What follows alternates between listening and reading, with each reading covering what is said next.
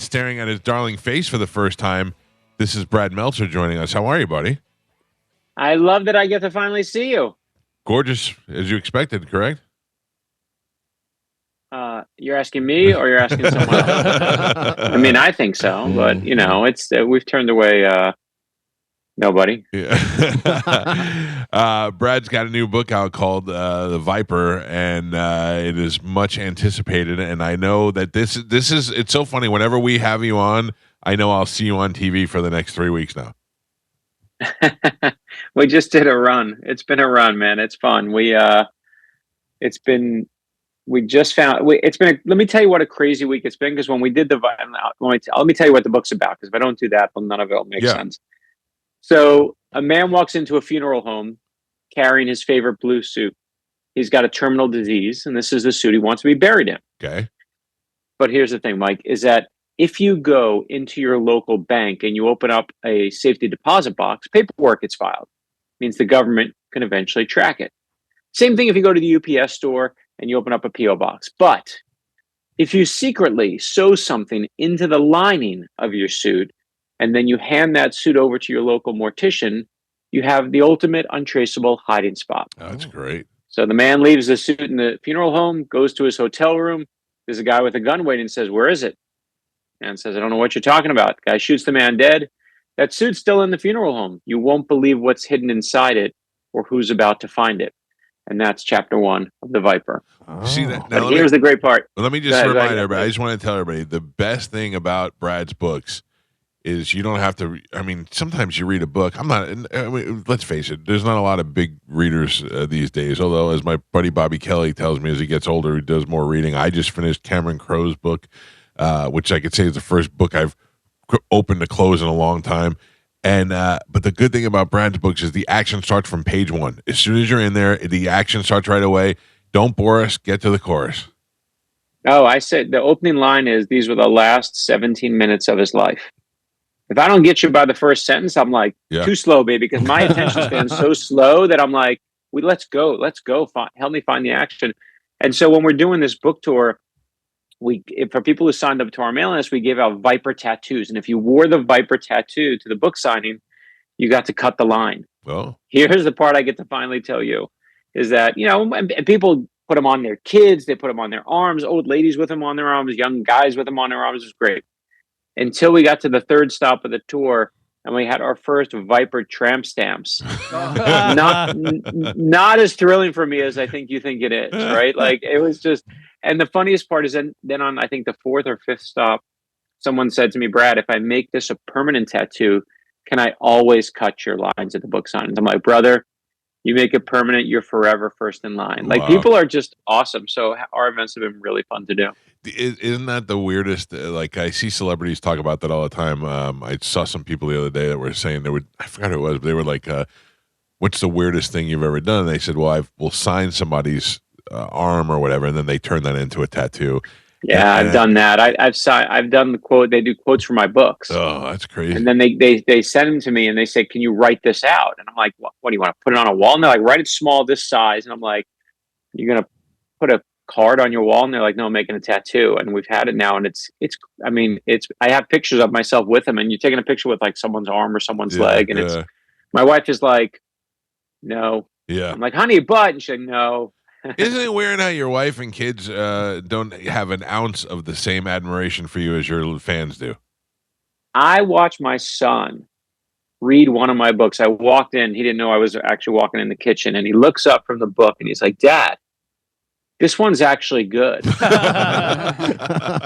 I'm just like, "Actually, really? That's what you got for me?"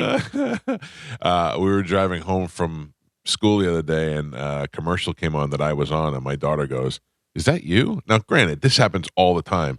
But the first time she looks up and she goes, "Is that you?" I go, "Yeah." She goes, "Can we put on Drake?" Like in the same sentence. Yes, I went, in the same. Awesome. Like not 1 second you get joy, and to me that's how it's supposed to be, because I gave my father no joy, and obviously the fun. I'll say the fun of writing these books for me. You know me long enough, is I love the research, right? Like, I love diving into stuff, and I've done the secret tunnels below the White House in my books. I've taken people in the labyrinth below the Capitol that no one gets to go to. And in this one, I was like, I want to do witness protection. because witness protection seems like awesome. And the thing when you think of witness protection, what do you think of? The mob, Right. right? You think of the end of Goodfellas, Tony Soprano, and that is what witness protection was actually created for, is to take down the mob. And it worked.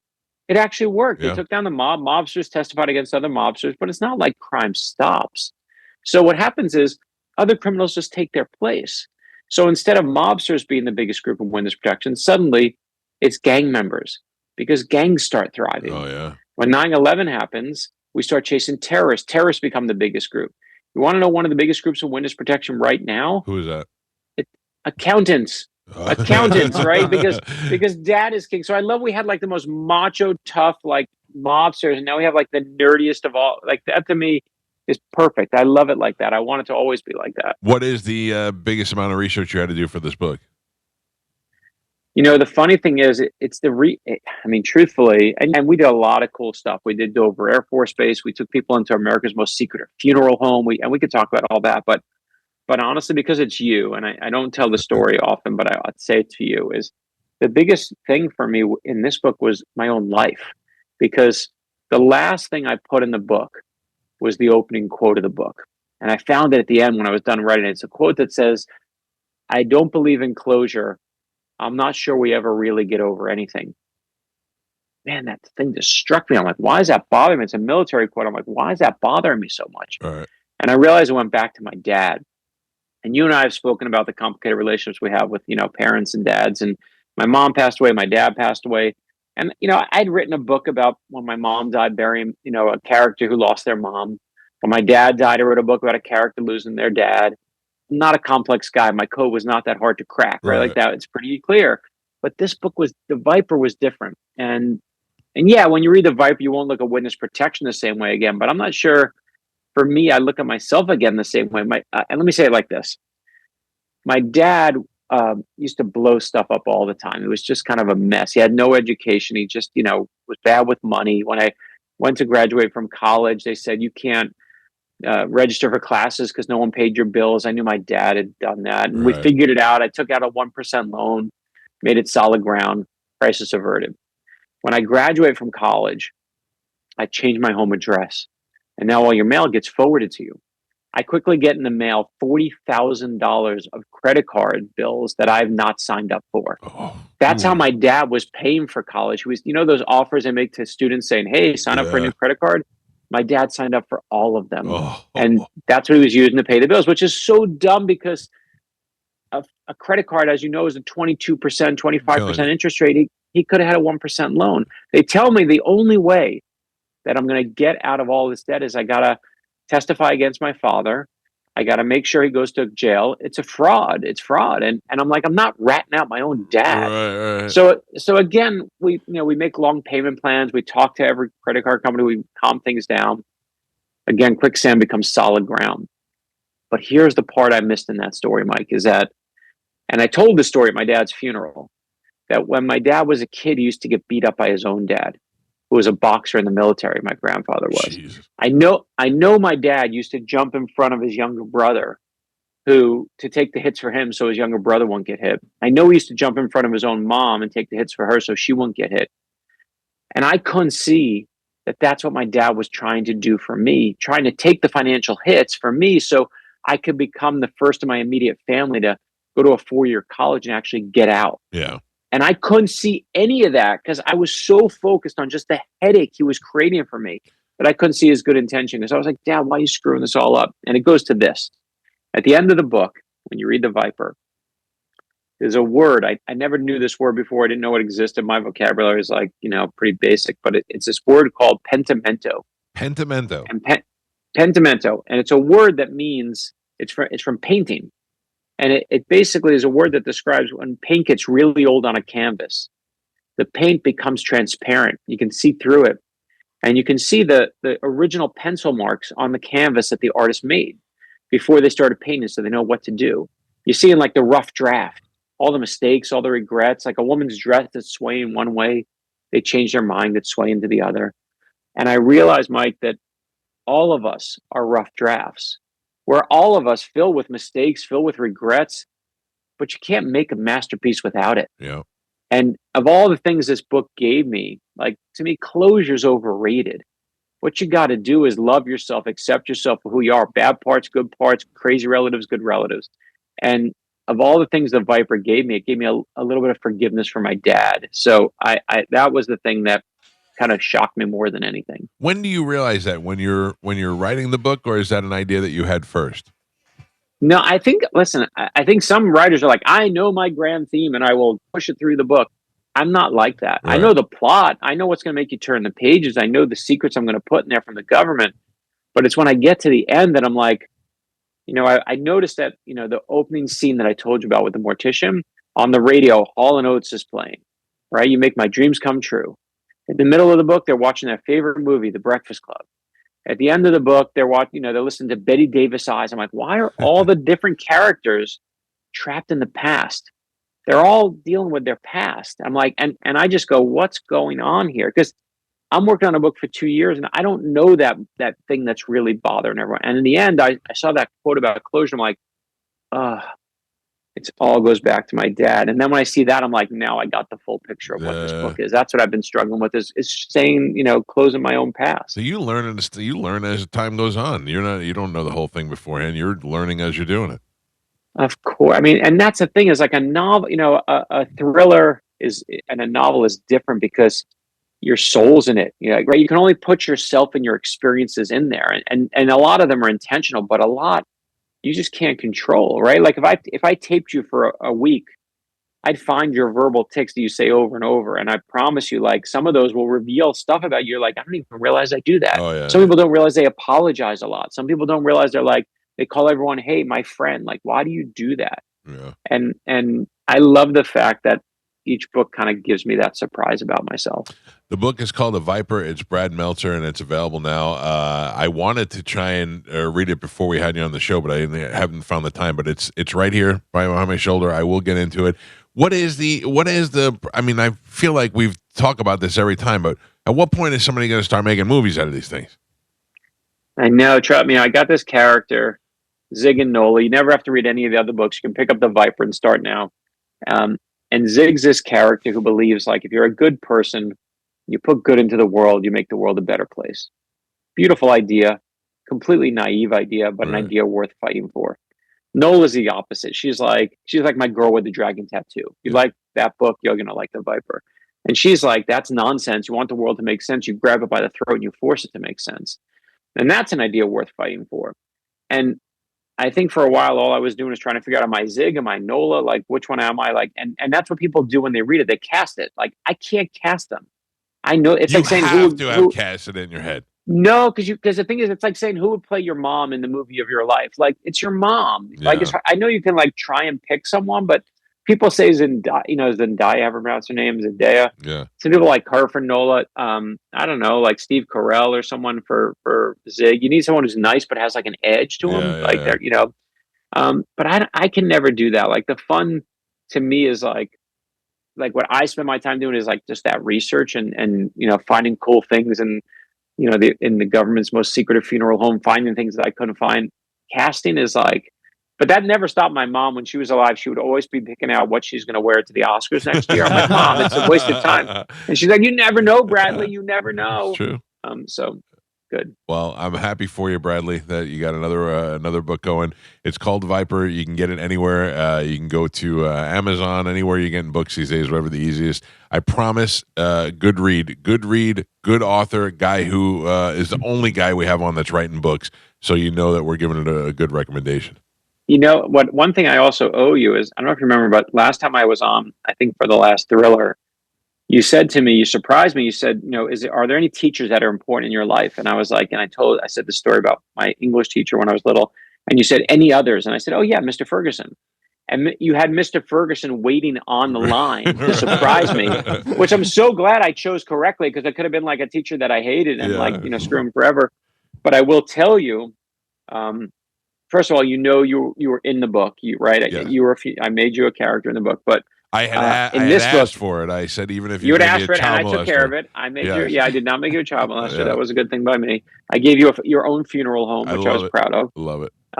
But in the Viper, This is how much you've been in my brain. As I was like, wait a minute, if Mr. Ferguson calls in again, I got to make sure he's taken care of. So I finally made Mr. Ferguson a character in this book. Hey, So good. Tampa represents in every book now. Tampa's going to represent.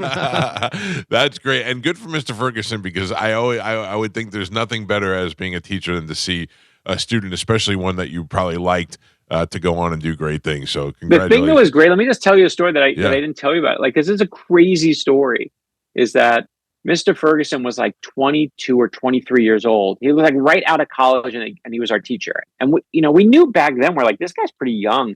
And he was from North Carolina, and a little like, kind of like never been in the big city before. And we took a class trip to New York, where he was the newspaper teacher. Right. And we go to New York, and we all want to go to a hockey game because it was rain. Rangers were playing at Madison Square Garden, and we're like, we got to scalp tickets for like 20 people.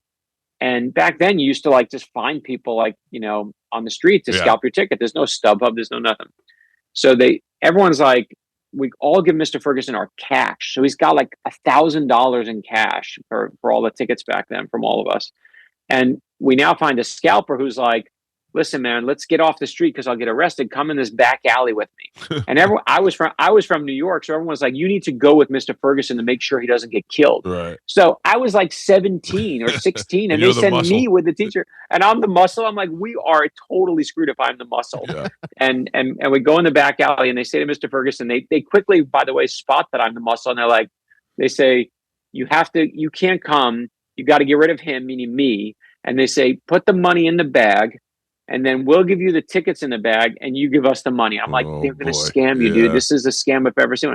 And they're quickly like, dude, get rid of that kid. He's out of here. And I go back. They literally said, won't do it until I leave.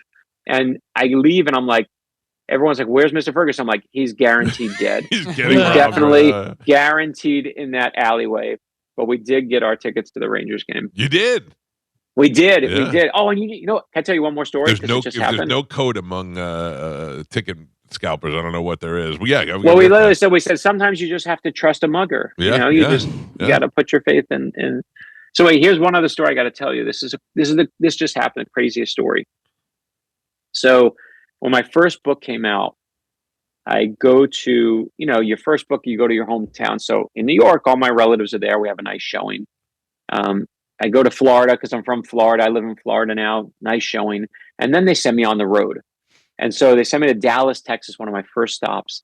I know nobody, right? It's my first book, so nobody's going to be there. I walk in, there's 10 people there. I'm thrilled to have 10. Sure. I'm like, this is a miracle. The last 5 people in line are my age. I was like 27 at the time. They were like late 20s. And I say, I could tell they want to talk a little bit. They wait at the end, the line. And I say, where you from? They're like, well, we drove over 4 hours from Oklahoma to come meet you. I'm like, you drove 4 hours from Oklahoma to meet an unknown author nobody's ever heard of? And I said, where are you staying tonight? And they said, we have no money, so we're going to drive back. I'm like, this is crazy. I'm like, let me take you to dinner. Let me at least do something nice for you. You came here. So they're so appreciative. We're walking out of this Barnes & Noble that we're in. And I can see at the door when I get to the Barnes & Noble is a representative from our publisher.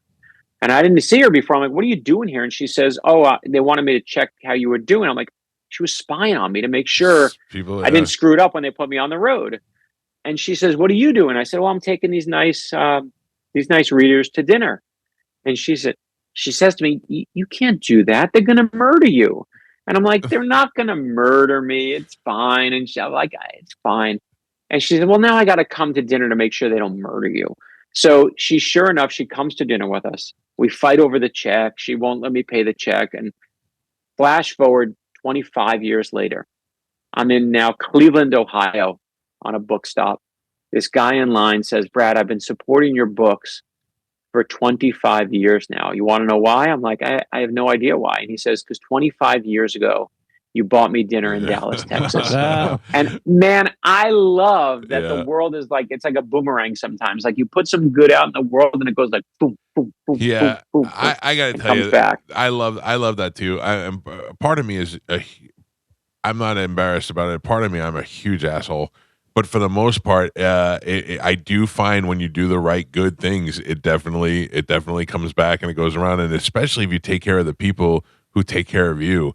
I that is the relationship that we've had with our listeners for the longest time. I don't look down on them. I'm so happy that they're there.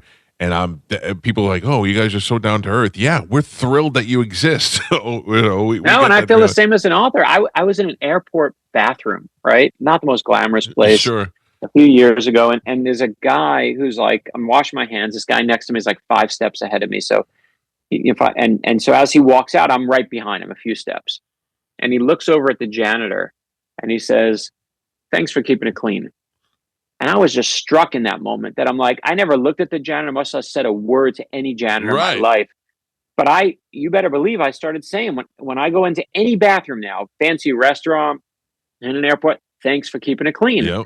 And what I love about that story is that that guy who said it, I have no idea who he is. He has no idea who I am.